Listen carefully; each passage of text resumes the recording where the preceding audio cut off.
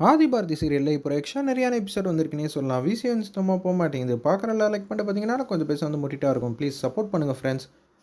மித்ரா வந்து யோசிக்கிறாங்க, என் தங்கச்சிக்கும் உன் தம்பிக்கும் கல்யாணம் பண்ணி வச்சு என் வாழ்க்கைக்கே வந்து இடையூறாக இருக்கியா, உன்னை நான் இந்த வீட்டை விட்டு துரத்தணும், அதுக்கு என்ன பண்ணலான்னு சொல்லிட்டு அபிக்கும் மனோவுக்கும் சாந்தி முகூர்த்தம் ஏற்பாடு பண்ணலான்னு யோசிச்சுட்டு எல்லா வேலையும் மித்ராவே வந்து முன்ன நின்று பார்த்துக்கிட்டு இருக்காங்க. வச்சே நான் எப்படி பாரதியை வீட்டை விட்டு துரத்தி காட்டுறேன்னு பொறுத்திருந்து பாருங்கிற மாதிரி மித்ரா வந்து யோசிச்சுட்டு இருக்கிறப்ப உங்கள் 2 பேருக்கும் இடையூறு ஆகிக்கிட்டே இருக்குது அதிகமாக. அப்படி இருக்கும்போது முன்ன நின்று தடுக்கிறதுக்கு நீ தான் பாரதி ஒரு வேலை வந்து பார்த்து வச்சிருக்கல, உன் தம்பியை வச்சே உன்னை நான் இந்த வீட்டை விட்டு துரத்தி காட்டுறேன் அப்படின்னு சொல்லிட்டு யோசிச்சுட்டு இருக்காங்க.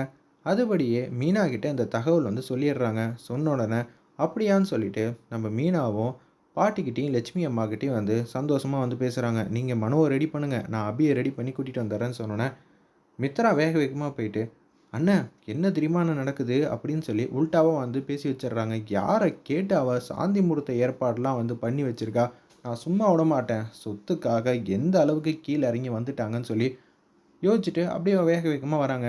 அந்த இடத்துல ஆதி என்ன நடக்குது தெரியுமா, இந்த வீட்டில் பாரதியை தலைமையில் தூக்கி வச்சு தாங்குனீங்க, என்ன ஆச்சு, பாரதி இவ்வளோ கேவலமாக நடந்துப்பாங்கன்னு நான் நினச்சி கூட பார்க்கல, என்ன நடக்குது சொல்லுங்கள் பார்ப்போம், எதுக்கு தேவையில்லாமல் அவங்க மேலே பழி போடுறீங்க, நான் ஒன்றும் பழி போடலை, எல்லாத்துக்கும் காரணம் நீங்கள் தான், உங்களுக்காக தான் நான் அமைதியாக பல்ல கடிச்சிக்கிட்டு இருந்திருக்கேன், ஆனால் இங்கே இப்படியெல்லாம் நடக்கணும் நான் எதிரே பார்க்கல, என்ன ஆச்சு, முதல்ல பாரதியோட ங்கன்னு இந்த வீட்டில் இருக்காங்களே அவங்கக்கிட்டே கேளுங்கங்கிற மாதிரி சொன்னோன்னே என்ன ஆச்சு, பாரதி 2 பேருக்கும் சாந்தி முகூர்த்தம் ஏற்பாடு வந்து பண்ணியிருக்கான்னு சொன்னோன்னே என்ன நினச்சிக்கிட்டு இருக்காங்க, நானும் அவங்க இப்போ மாறுவாங்க, இதெல்லாம் யதார்த்தமாக அவங்களுக்கு கைமீறி நடந்திருக்கு அப்படின்னு சொல்லி யோசிச்சுட்டு இருந்தா இந்த அளவு வேலை பார்த்துட்டு இருக்காங்களான்னு சொல்லி பாரதி இப்போ எங்கே இருக்காங்கன்னு சொன்னோன்னே பாரதி நீங்கள் பலே கில்லாடியாக இருக்கீங்களே அப்படின்னு வானத்துக்கு பூமிக்கு வந்து குதிக்கிறாங்க நம்ம சுதாகர் அந்த இடத்துல.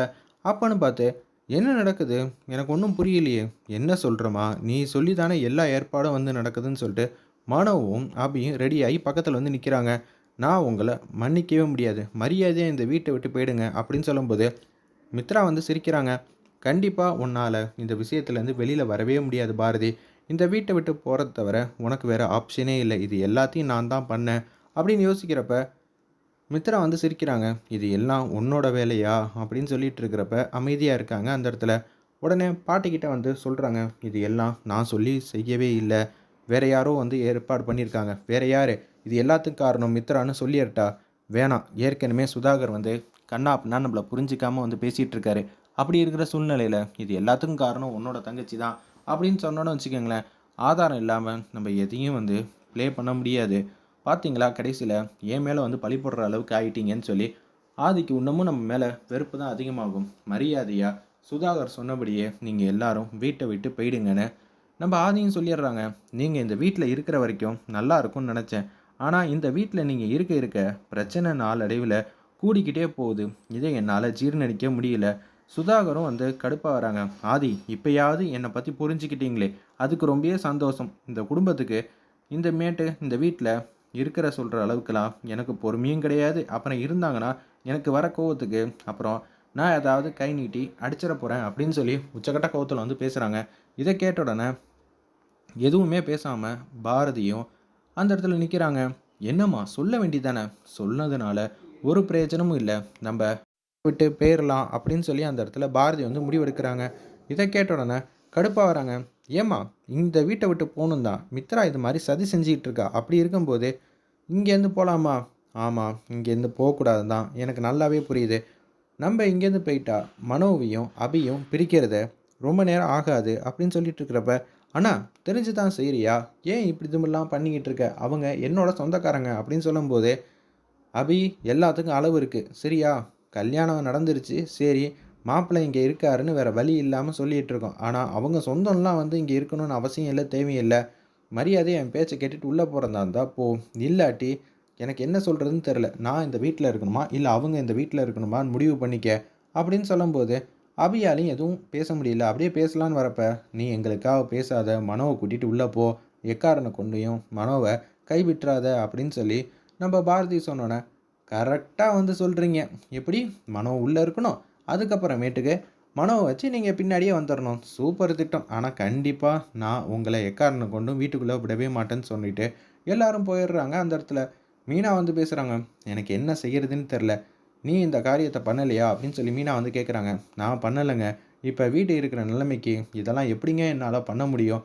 அப்போனா இது எல்லாத்துக்கும் காரணம் மித்ரா தான் அப்படின்னு சொல்கிறாங்க. என் மேலே பழியை போட்டு வீட்டை விட்டு துரத்தணும்னு முடிவு பண்ணிட்டா. அப்போனா மித்ரா தான் காரணம்னு என் புருஷன்கிட்ட சொல்லலாம்ல. ஏற்கனவே அவர் வானத்துக்கு பூமிக்கு குதிக்கிறாரு. இப்போன்னு பார்த்து மித்ரா தான் காரணம்னு என்னால் சொல்ல முடியாதுல்ல. பாரதி அமைதியாக இருக்கலாம். ஆனால் எல்லா விஷயத்துலையும் அமைதியாக இருந்து நீங்கள் உங்களை கஷ்டப்படுத்துறது இல்லாமல் உங்கள் குடும்பத்தையும் கஷ்டப்படுத்துறீங்க. நான் ஏதாவது வீடு ஏதாவது அரேஞ்ச் பண்ணி தரட்டுமா அப்படின்னு சொல்லி கேட்கும்போது அதெல்லாம் ஒன்றும் வேணான்னு சொல்கிறாங்க. பசங்களுக்கு வீட்டை விட்டு போகணுன்னு கொஞ்சம் கூட விருப்பமே இல்லை. நினைக்கிறாங்க இந்த வீட்டில் தான் இருக்கணும் அப்படின்னு சொல்கிறப்ப, ஆமாம் நம்ம செய்யாத தப்புக்கு நம்ம எதுக்கு வீட்டை விட்டு போகணுன்னு லட்சுமி அம்மாலேருந்து எல்லாரும் வந்து யோசிச்சுட்டு இருக்கிறப்ப, அலமேலு பாட்டியும் அது மாதிரி தான் யோசிக்கிறாங்க.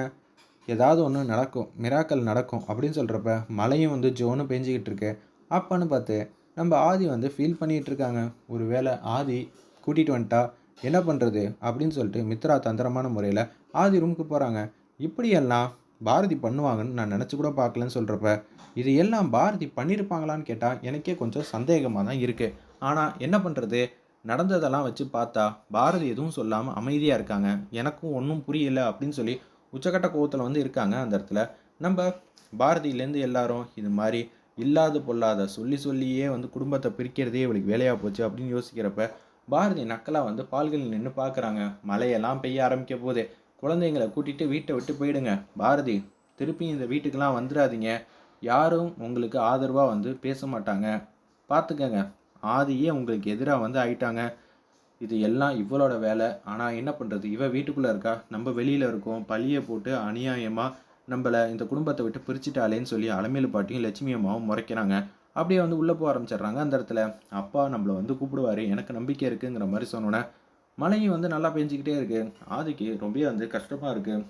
என்ன பண்ணிகிட்டு இருக்காங்கன்னு சொல்லி யதார்த்தமாக ஜன்னலில் திறந்து பார்க்குறப்ப குழந்தைங்கள்லேருந்து எல்லாரும் மலையில் வந்து நனைஞ்சிட்டு இருக்காங்க. இதை நம்ம ஆதி மனசுக்கு வந்து தாங்கவே இல்லை. அவர் டக்குன்னு வந்து வாசுவாக மாறுறாங்க.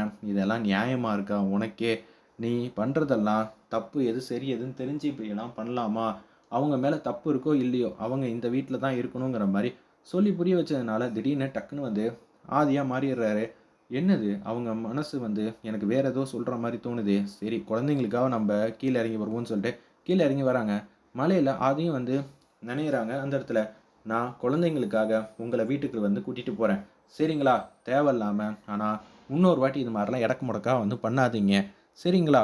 இன்னமும் நான் உங்களை கண்டிப்பாக மன்னிக்கவே மாட்டேன். ஆனால் தமிழுக்காகவும் ஆதிக்காகவும் நான் இறங்கி வந்திருக்கேன். தேவையில்லாமல் திருப்பி திருப்பி வந்து பிரச்சனை மேலே பிரச்சனை வந்து பண்ணாதீங்க. அது நல்லதுக்கு இல்லைங்கிற மாதிரி பேசுகிறாங்க. செமையாக இருந்துச்சுன்னே சொல்லலாம். கூட்டிகிட்டு வந்துடுவாங்கன்னு அலமேலு பாட்டியும் நம்ம லட்சுமி அம்மா குட்டி பசங்க பாரதி எல்லாரும் நினச்சது விஷயம் நம்பிக்கையாக இருந்தது கை கூடிருச்சுன்னே சொல்லலாம். இது எல்லாம் மித்ரா பார்த்து அதிர்ச்சி ஆகுறாங்க. சுதாகருக்கும் ஒன்றும் புரியல. என்னடா அது மாப்பிள்ளை இப்படி பண்ணிக்கிட்டு இருக்காரு, இப்போ தேவையில்லாமல் எதுவும் பேசுனா அதுக்கப்புறம் அவருக்கு எல்லாம் ஞாபகம் வந்துருச்சுன்னா என்ன பண்ணுறதுங்கிற மாதிரி யோசிச்சுட்டு சுதாகரும் வந்து கோபமாக இருக்க